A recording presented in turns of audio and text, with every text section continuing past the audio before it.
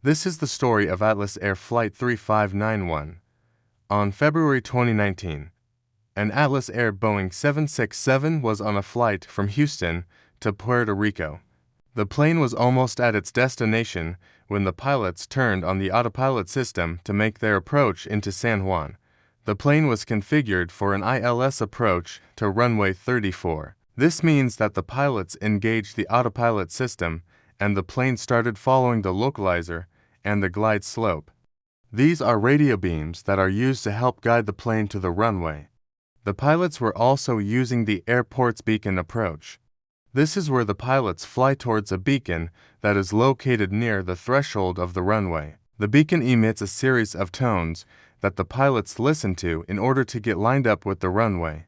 As the plane was on final approach, the pilots noticed that they were too high and too far to the left of the runway. They needed to turn to the right in order to intercept the localizer and get on glide. The first officer was in control of the plane and she started to turn the plane to the right. As the plane banked to the right, it lost altitude and then it hit the ground. The plane broke up in mid-air and both pilots were killed. So, what caused this crash?